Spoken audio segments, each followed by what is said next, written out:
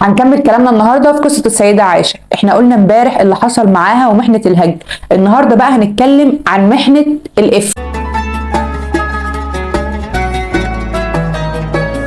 حصلت سنة 6 هجريا وهم راجعين من غزوة بني المصطلق. وكان في العموم أو في الطبيعي يعني النبي صلى الله عليه وسلم لما بيكون خارج لغزوة أو خارج لفتح يعمل قرعة بين نسائه عشان يشوف يعني مين اللي هتصحبه معاه في الحرب دي. غزوة بني المصطلق خرج سهم عائشة، انطلقت في صحبته وهي مبسوطة جدا وكان وشها حلو على القائد، ورجع من الغزوة منتصر.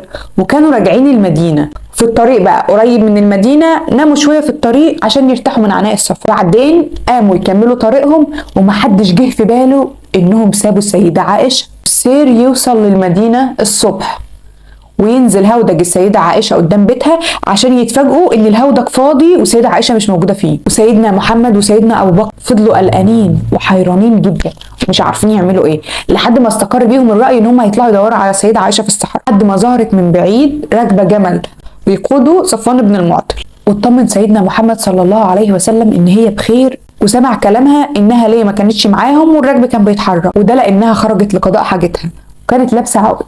فلما رجعت الخيمه بتاعتها ما لقيتش العقد ده، ففضلت تحسس عليه في الخيمه لحد ما لقتوش، فرجعت تاني للمكان اللي كانت فيه وفضلت تدور لحد ما لقيته ورجعت بيه.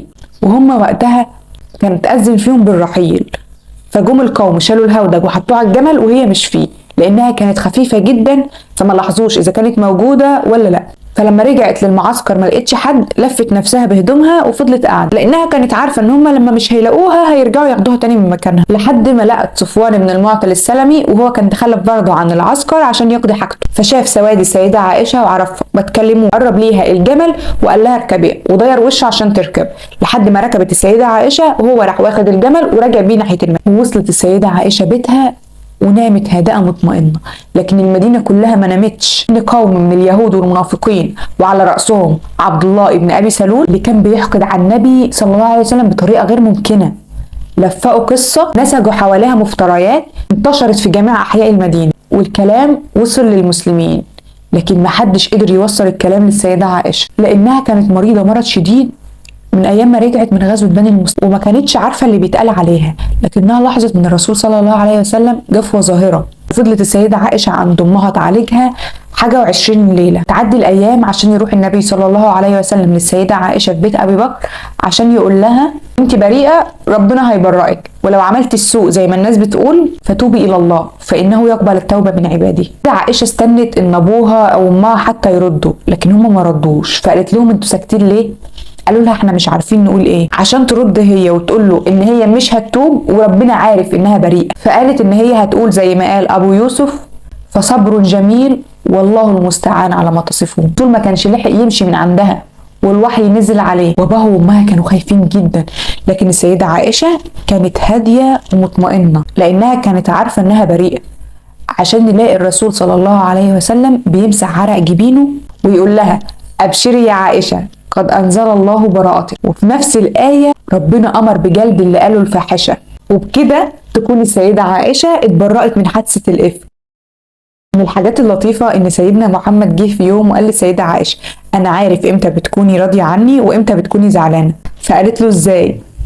قال لها لو انت راضية عني بتقولي ورب محمد، لكن لو انت متضايقة بتقولي ورب إبراهيم، عشان تقول له السيدة عائشة أجل يا رسول الله والله لا أهجر منك إلا اسمك فقط. طبعا كلهم كانوا عارفين مكانة السيدة عائشة عند الرسول صلى الله عليه وسلم، فكانوا بيحبوا يهدوه الهدايا في يومها عشان عايزين رضا الرسول صلى الله عليه وسلم. مع ان الرسول صلى الله عليه وسلم كان بيبعت لكل زوجة نصيبها، لكنهم كانوا بيغوروا جدا من الموضوع ده. اتفقوا ان هم يكلموا السيدة فاطمة الزهراء عشان تكلم ابوها في الامر ده، وراحت لسيدنا محمد في يوم عشان تقول له ان نسائك يطالبونك بالعدل في ابنة ابي بكر. فقال لها صلى الله عليه وسلم ألست تحبين ما أحب؟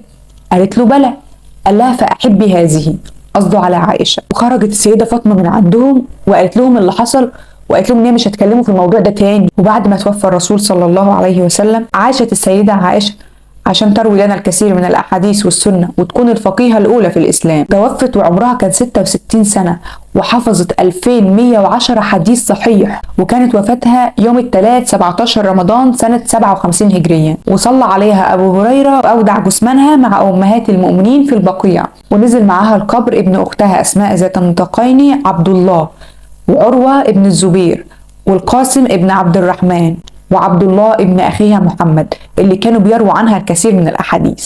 عشان نقفل بكده قصة السيدة عائشة الصديقة بنت الصديق حبيبة المصطفى، ويخلص معاها الفيديو بتاعنا النهاردة، عشان نروح لقصة جديدة من قصص سيدات بيت النبوة بكرة الساعة 5.